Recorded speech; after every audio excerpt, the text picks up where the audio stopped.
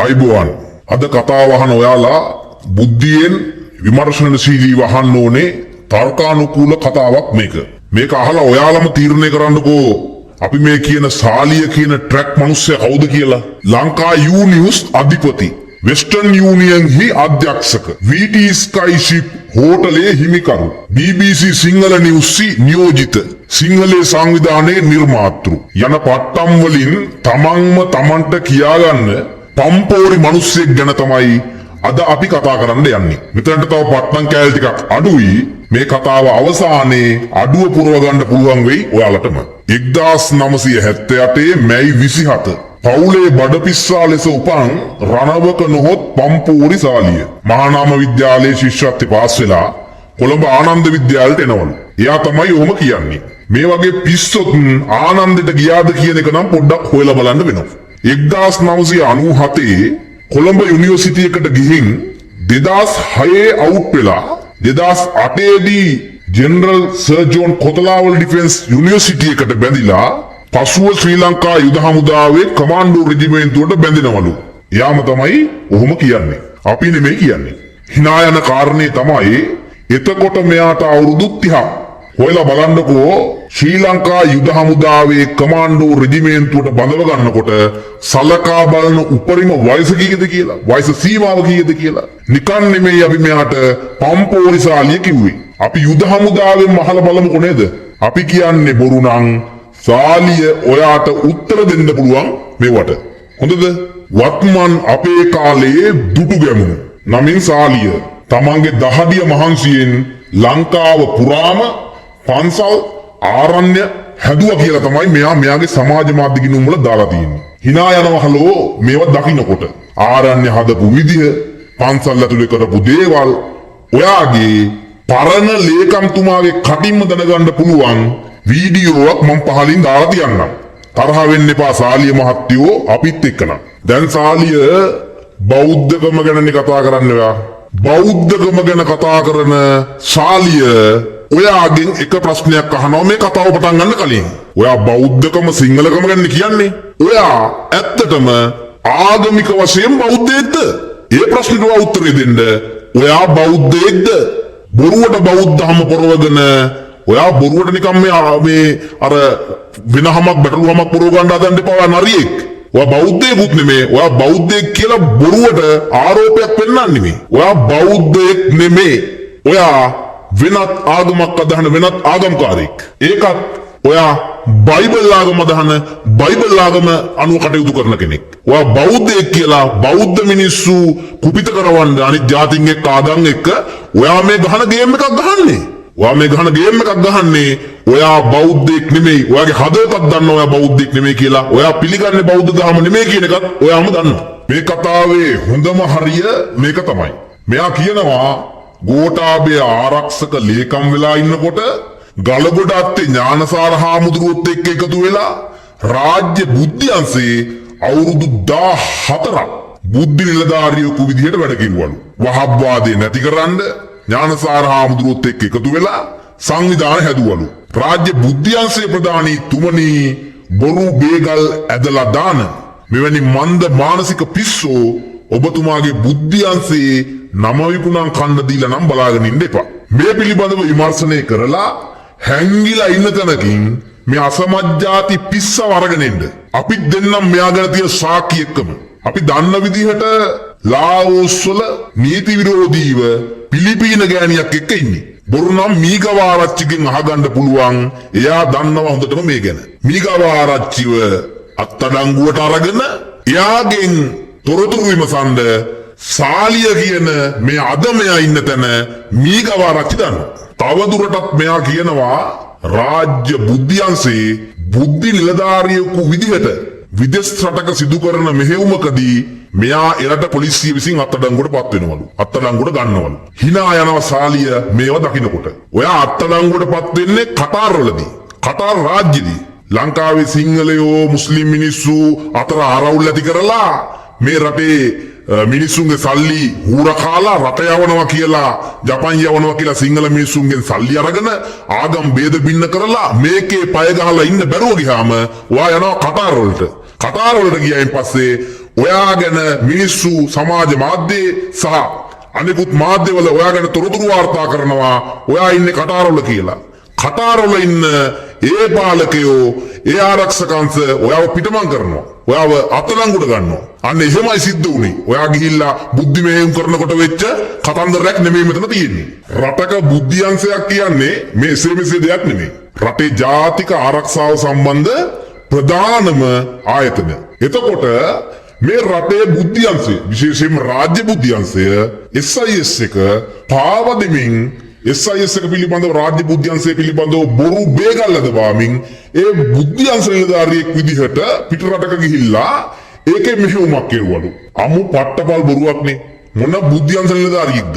මේ සාලිය කියන්නේ අමු පිස්සෙක්. අපේ රටේ ඉන්න අපේ රාජ්‍ය බුද්ධියංශ ප්‍රධානියට අපි කියනවා බුද්ධියංශ ප්‍රධානියගෙන් ඉල්ලනවා පිට රටක ගිහිල්ලා අපි කරන මොකක් හරි මෙහෙයුමක් පිළිබඳව අපි ඒක කරන්න ඕනේ රහසිගතවනේ.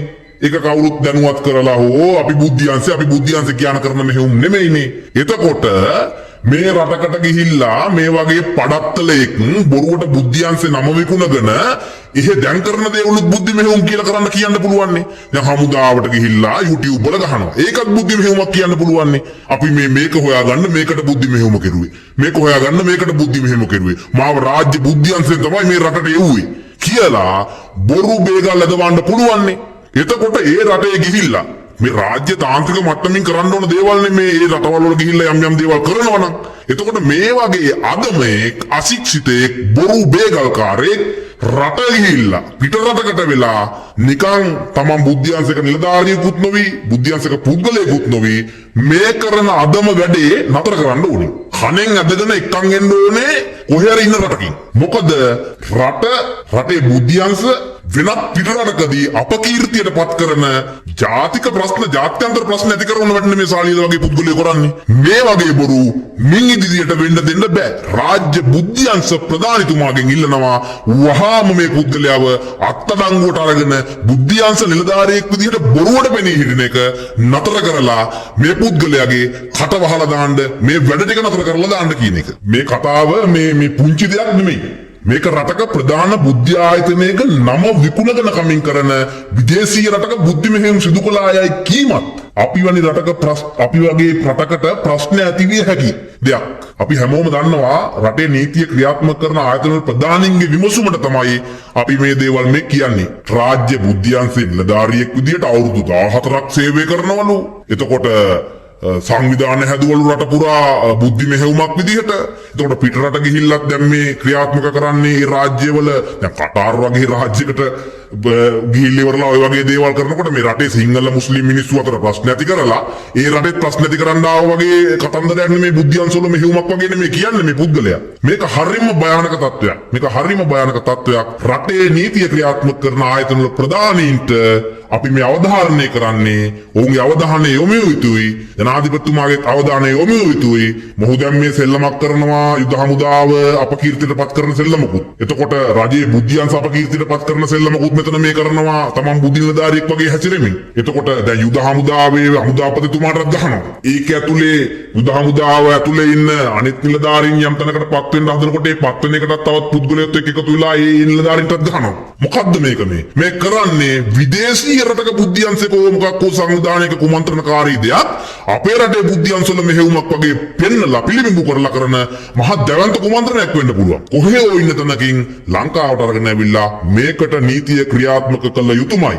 නැත්තම් මේ රටේ දැන් ජනාධිපතිතුමාට වෙලාවකට ගහනවා. වෙලාවකට යුද හමුදාවේ ප්‍රධානීන්ට ගහනවා. වෙලාවකට යුද හමුදාවේ සෙසු නිලයන්ට ගහනවා. වෙලාවකට බුද්ධියංශ වලට ගහනවා. මේ ජාලය අවුල් කරලා දැන් මේ මෑතක තව යුද හමුදාව ඇතුලේ ප්‍රශ්න ඇති කරන්න හදනවා. පොලිසිය වල ප්‍රශ්න ඇති කරන්න හදනවා. රට වෙනුවෙන් ක්‍රියාත්මක වෙච්චි පොලිසිය වෙන්න පුළුවන් මේ ඒ වගේ නිලධාරීන්ට චෝදනා කරනවා. එතකොට හාමුදුරුවන්ට චෝදනා කරනවා. මේ රටේ අනිකුත් ආගම් වල මිනිස්සුන්ට චෝදනා කරනවා. මේ කරලා මේ ඇති කරන ඝට්ටනය තුලින් කොයි තැනකට අපි ඇදගෙන වැටෙයිද කොයිතරම් ප්‍රශ්නයක් ඇති වෙයිද කියලා හරිම භයානක තත්ත්වයක් මේක. මේක කරන්න දෙන්න බෑ. වහාම මොහුව රැගෙන ආයුතුමයි ජනාධිපතිතුමාට පුළුවන් මේ පුද්ගලයාව ලංකාවට ගේන්න. මේ පුද්ගලයාව ආරක්ෂක අංශවල ප්‍රධානී රනින්ට ගහනවා නියෝජ්‍ය ආරක්ෂක ඇමතිට ගහලා තියෙනවා මෙහෙම හැමෝටම මේ සෙල්ලම කරන්න දෙන්න බෑනේ එතකොට මේ කරන්නේ රටක් විදිහට අපකීර්තියකටපත් කිරීමක් ඊට පස්සේ අපි මෙතනින් වැඩන තැන කෝකද ඒ නිසා මේ වගේ පුද්ගලයන් ඉතා ඉක්මනින් නිහඬ කළ යුතුයි බඳ දමා තැබිය යුතුයි මේ උතුම් මාතෘ භූමියේ මුස්ලිම් ජාතිකයන් සිංහල ජාතිකයන් අතර ප්‍රශ්න ඇතිවන ආකාරයට වැඩ කටයුතු කරපු මෙවැනි පුද්ගලයෝ මේ සාලියල වගේ පුද්ගලයෝ තාමත් ඒ වගේ පුද්ගලයන්ට නීතිය ක්‍රියාත්මක වෙන්නේ නැත්තේ ඇයි කියලා අපිට ප්‍රශ්නයක් තියෙනවා. ඔය අසීලලා, ඉරංගලා, මායාදුන්නලා ඒ වගේ පුද්ගලයෝ එකතු වෙලා ගහපු ගේමුත් අපි නොදන්නව නෙමෙයි. සාලිය මහත්තයෝ ඒවා එකින් එක අපි වාට කියලා දෙන්නම් පොඩ්ඩක් ඉන්න. දැන් ඔයත් එක්ක ඉන්න ඔය අසීල ධර්මසිරි කියන පුද්ගලයාම තමයි එක් කාලයක ඔහුගේ Facebook ගිණුමේ දාන්නේ සාලියට ඊලත් එක්ක සිරිපාද ගියා සිරිපාදේ ගිය වෙලාවේ සාලියට ගිහිල්ලා හොරෙන්ම සිරිපාදේ ගලේ මාෂල්ලා කියලා ලිව්වා ලියලා ඒක මුස්ලිම් මිනිස්සු තමයි ලිව්වේ කියලා ඒ සමාජගත කරලා මුස්ලිම් මිනිස්සු සිංහල මිනිස්සු අතර මහා ගැටුමක් නිර්මාණය කරන්න උත්සාහ කරුවා කියලා. ඒක කියන්නේ වෙන කවුරුත් නෙමෙයි සාලියටීත් එක්ක හිටපු අසීල ධර්මසිරි කියන පුද්ගලයා. එතකොට ජපන් යවන්න සල්ලි ගත්තලු, ජපන් යවනවා කියලා අසීලවත් රැවට්ටුවලු. එහෙම කියලා එතනත් සාලියටි පිළිබඳව මහා දෝෂාරෝපණයක් සජීවීව ලයිව් වෙවිලා Facebook වල ඔය අසීල ධර්මසිරි කියන පුද්ගලයා කියනවා. එතකොට සිරිපාදේ මාෂාල්ලා කියලා ලිව්වේ කවුද? ඇත්තටම මේ දේ කෙරුවේ සාලියටි රණවක කියන එක අසීල ධර්මසිරි කියනවා. එතකොට අසීල ධර්මසිරිව වහාම ක්‍රියාත්මක වෙන පරිදි CID-ට ගෙන්නලා විමර්ශනයක් කරන්න ඕනේ. ඒවකට කවුද සිරිපාදේ ගලේ මාෂාල්ලා කියලා ලිව්වේ? කොහොමද මුස්ලිම් ජාතීන් අතර සිංහල ජාතීන් අතර ගැටුම් ඇති කෙරුවේ කියලා. මේක මහා දැවැන්ත ප්‍රශ්නයක්. අද මේ වෙනකොට මේ රටේ සිංහල මුස්ලිම් මිනිස්සු අතර තවමත් අලුයට ගිනිමෙන් මේ ප්‍රශ්නේ තියෙනවා. එතකොට මේ දේවල් ඇත්තටම මුස්ලිම් මිනිස්සු කරුවේ නැතුව මේ නිර්මාණය කරපු යම් තිරපිටපතකට සිද්ධ කෙරුවා නම් මේ අසීල ධර්මසිරි කියනවනේ සාලියත් එක්ක අමනාප වෙච්ච කාල සීමාවක මේ විදිහට සිරිපාදේ ලිව්වේ මාෂාල්ලා කියලා සාලියටි ගිහිල්ලා ඊට පස්සේ ඒක කියනවා සමාජයට මේක මුස්ලිම් මිනිස්සු ලිව්වේ කියලා මහා කලකෝලහල ඇති වෙන දේවල් නේ කෙරුවේ.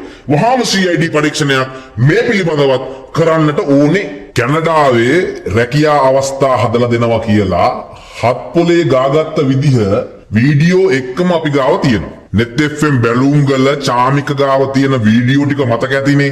හොරට කෙල්ලොන්ට පාස්පෝර්ට් හදනවා කියලා උන් එක්කම නිදාගත්ත විදිය මතක ඇතිනේ. කොෆි ෂොප් එකේදී කතා කරගත්ත විදිය සාක්ෂි එක්කම අපි අද අරන් ඇවිල්ලා තියෙන්නේ. අමතක නම් එකක් දෙන්නම් බලා ගන්න ඔයාට. ඒ විතරක් නෙමෙයි කාම්බෝජයේදී කැනඩාවේදී පොඩි උන්ගේ ඇඟ කොටස් ඩොලර් වලට විකුණපු හැටි අමතක වෙලා වගේ සාලියට. ලැජ්ජයි හලෝ. ඔයාටත් ඉන්නව නේද ලස්සන කෙල්ලෙක්? අඩුම ගානේ ඒ කෙල්ලවත් මතක් උනේ නැද්ද ඔයාට? ඔව කරනකොට අන්තිමේට ඔයාගෙනුත් අහන්න තියෙන්නේ ඔයත් නමට හරි තාත්තා කෙනෙක් නේද කියලා විතරයි. දොස්තර කෙනෙක්ට පෙන්නලා බෙහෙත් ටිකක් ගමුද? සිංහල බෙහෙත් ඕනේ නම් කියන්න අපි මෙහෙන් එවන්නම්. ඉන්න තැනටම. වංචාවටම උපන් දරුවෝ ටිකක් මුන්නම්. සල්ලි දෙනවා නම් ගූ බෙට්ට හරි කමක් නැහැ දිවෙන් ගන්න චරිතයක්. නේ මන්ද සාලිය මහත්තයෝ රට හදන්න කතා කරනවනේවා. තුෂාර අධිකාරි ගැන කියනවා. හොර දූෂණ වංචා ගැන කතා කරනවා. හැබැයි දැන් මම කියන්නම් ඔයාට ඔයත් නොදන්න රහසක් ගැන. පපුව අමාරුව හැදේවි දන්නෙත් නැහැ. හැබැයි මේක ඔයා දැනගන්න ඕන දෙයක්. ප්‍රසිද්ධිය කියන්න නෙමෙයි හිටියේ. හැබැයි දැන් ඔයා ඉල්ලන නිසාම අපි කියන්න තීරණය කෙරුවා. ඔයා කාටත් හොරා රට පැනලා හිටියට ඔයාගේ ගෙදර වෙන දේවල් ඔයා දන්නේ නැහැ වගේනේ. එහෙනම් ඔන්න අහගන්න.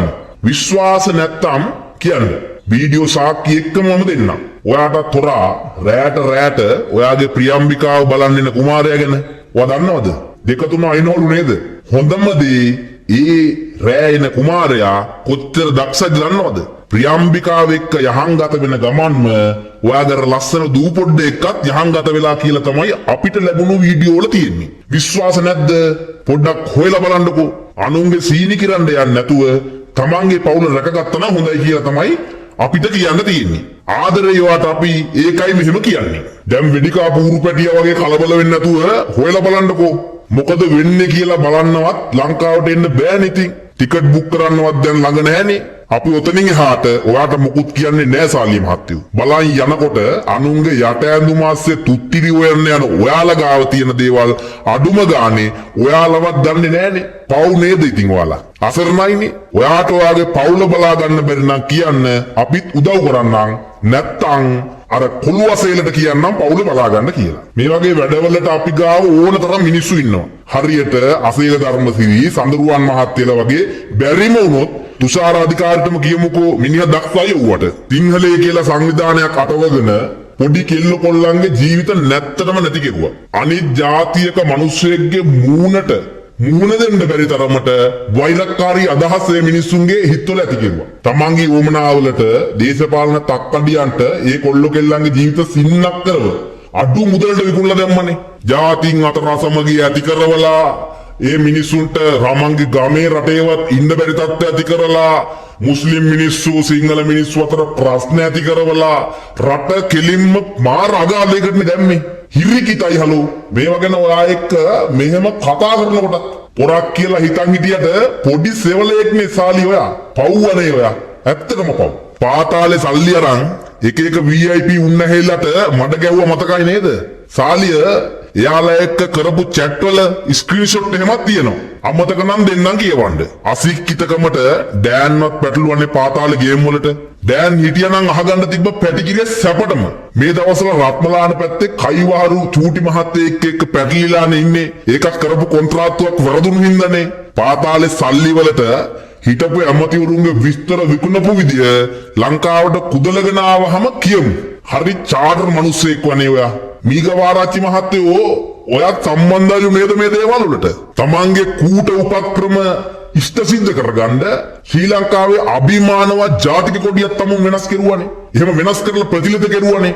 මිනිස්සු අතර ಜಾති ભેද හදලා මොනවද බලාපොරොත්තු වෙන්නේ? අමතක නිසා මතක් කළේ රටේ අයිතිය වෙනස් වෙන්නේ මෙහෙමයි කියලා පොර ටෝක් දුන්නේ වානේ. ඔය කඩින්මනේ. දැන් සහයෝගීතාවය ගැන කතා කරන්න ඔයාට කිසිම අයිතියක් නැහැ. අනේ මන්දා කොහෙන් කතා කරනවද කියලා හිතා ගන්න බෑ. ඔයාට මේ කියන එක මේ මතක නෑනේ. ඒකයි මතක් කරලා දුන්නේ. අද එක කතාවක් හෙට එක කතාවක්. ආය පෞගිය කාල සීමාවේ ජාතීන් අතර රසමගිය ඇති කරනවා. ඒකට උල්පන්දම් දෙනවා. ඒකට සංවිධාන හදනවා. ඊට පස්සේ දැන් ජාතික සමගියක් ගැන කතා කරනවා. ආණ්ඩු මාරු වෙනකොට බය වෙලා ඒකට හදපු යම් ප්ලෑන් එකක්ද මේක කියලාත් අපිට සැකයක් තියෙනවා. ඔයා දැන් ජාතීන් අතර රසමගිය ඇති කරලා රටේ ප්‍රශ්න ඇති කරලා ලංකාවෙන් ගියා. එතකොට ලංකාවෙන් ගිහිල්ලා දැන් ওই රටට වෙලා හමුදාවට ගහනවා. ඒ රටේ ඉන්න මේ ප්‍රසිද්ධ පුද්ගලයන්ට ගහනවා. පොලිසියට ගහනවා. එතකොට හිටපු පොලිස්පතිවරුන්ට ගහනවා.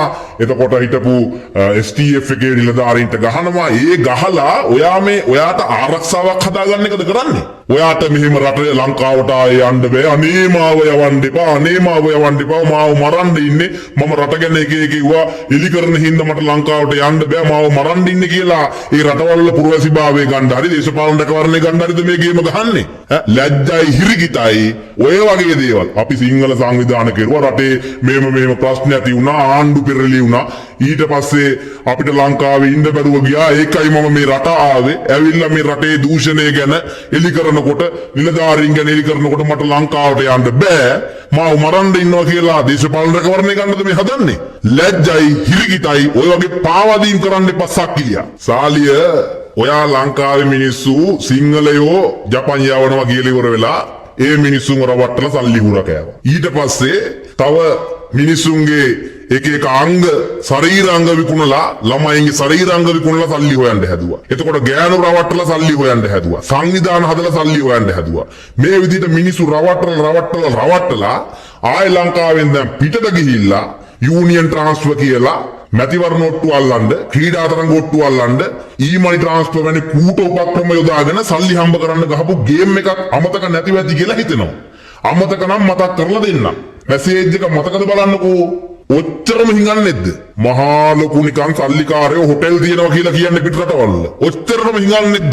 ඔය හිඟා කන්නේ මිනිස්සුන්ගේ අහිංසක මිනිස්සු රවට්ටලා හිඟා කන්නේ ඔච්චරටම හිඟන්නේද? ඒ ලැජ්ජයි ඉතින්. ඒ සල්ලි ඕන කරනවනේ. මොකද ළඟ හිටපු ආතල් ගත්ත ගෑන් ටික නඩත්තු කරන්නම ඔය සල්ලි මතිනේ. ඒ ගෑනු ටික නඩත්තු කරන්නම ඔය සල්ලි මදි. ඉතින් සල්ලි එපැයි නේද? පාට් ටයිම් ජොබ් කියලා කැනඩාවේ නම විකුණගෙන පොඩි කෙල්ල කොල්ල රවට්ටලා ජීවිත කාලකන්ණි කළා අමතකද? වෙස්ටර්න් යූනියන් කම්පැනි එක හදාගෙන ඒක හදන්න නටපු පිස්සුව මතකද? සල්ලි හම්බ කරන්න නොකරපු දෙයක් නෑනේ. දැනුයි තේරෙන්නේ මීගවාරච්චිගේ සල්ලි වලට රැවුට්නේ යයි කියලා. සල්ලි කිව්වොත් ඕන Google සාලිවාට මේවා ඔයාම හදාපු ගෲප් වල ඔයාම දාපු මැසේජ් කුජීතයි නේද මහත්තයෝ? අතීතයේ අමතක හින්දා මතක් කරන්නේ ටයිකෝඩ් දැම්මට හැමෝම මහත්තුරු වෙන්නේ නැහැ. හැමෝටම මහත්තුරු වෙන්නත් බෑ. ඒකක් මතක තියාගන්න හොඳට. UN එකේ ලෝගෝ ඒක යූස් කරලා බලපිටිය පැත්තේ හිටපු කොලින්ද සිල්වා යන කෙනාගේ නමට ID එකක් හදාගෙන UN මීඩියා කියලා U News එකේ නමක් ඔබගෙන ඒ ගහන්න ගිය ගේම් එක මතකද? ඒක දන්නවනේ. අනේ සාලිය කැනඩාවේ ඉඳගෙන UN ලෝගෝ එකක් විකුණන් කාපු විදිහ අපි ඔයාට අමතක නම් කියලා දෙන්නම්. කලින් ආණ්ඩුවට කළෙත් මේකමයි. මේ ආණ්ඩුවට කරන්න යන්නෙත් ඒකම තමයි. ඔන්න අපි කලින්ම කිව්ව ජනාධිපතිතුමනි හැමදේම YouTube මාෆියාවට කරන්න බෑ කියන එක ඔය මහත්තුරු තේරුම් ගන්න ඕනේ. මේ ආණ්ඩුවෙන්වත් මේ වගේ සක්කිලින්ට පාඩමක් ඉගැන්නුවේ නැති වුණොත් මේ මාෆියාව නවත්තන්න කාටවත් බැරි වෙයි. ජනාධිපතිතුමනි ඔබතුමාගේ අවධානයට මේ කියන්නේ. ජනාධිපතිතුමනි ටිකක් හිතලා බලන්න මේ යන ගමන් මාර්ගය තුල මෙවැනි කිල්ලෝට ඉවත් කළේ නැති වුණොත් වෙන විනාශය ඔබටවත් අපිටවත් හිතාගන්න බැරි තරම්. YouTube ජඩමාධ්‍යකරණය YouTube මාෆියාවට තදටම ඔබතුමාට බෙහෙත් දෙන්න සිදු වෙනවා. පටන් ගන්න මීගවාරච්චිගෙන් අපි දෙන්නම් සාක්කි. එතකොට රටෙන් පැනලා ගිය ලොකු උදවිය බල්ල වගේ ලංකාවට හොඳින් මතක තියාගන්න ජනාධිපතිතුමනි මේ YouTube මාෆියාව පාතාලයට වඩා ප්‍රබල බව. ඒ නිසා ඔබතුමන්ට සැරටම මේකට බෙහෙත් දෙන්න සිද්ධ වෙනවා. අන්තිමේට කියන්න තියෙන්නේ මීගවයාගේ සීනි කිරන්න ගිහින් අසේල ඔයයි පම්පෝරි සාලිය මහත්තයයි සොල්දාදු උන්නැහි අමාරුව වැටෙනවා කියන එක තමයි. ඔයාලා ඔය කරගෙන ආපු වැඩේ ඔහොම කරගෙන යන්නකෝ. කූඩුවේ කූඩු ගනිනකොට තේරෙවි රාජ්‍ය සම්පත් අවභාවිතා කරලා වංචා දූෂිතයන්ව ආරක්ෂා කරන්න ගිහින් යාළුව නිසා අමාරුව වැටෙන විදිහ. අන්තිමේදී ඔයාලට කියන්න තියෙන්නේ ඔයාලට වෙන්නේ හැලිය හිටපු කකුළු ආට වෙච්ච දේ තමයි. මීගවයාට මහන්සි ඇතිනමාව හොයලා පොඩ්ඩක් විවේක ගන්නකෝ. හති අරින්න නැත්තම් හති ඒවි. එහෙනම් අපි ගියා. අපිට බුදු සරණයි. ඔයාලට දෙවි පිහිටයි. මම ඔයාලගේ ලක්ෂ 5 ලන්සු යාළුවා.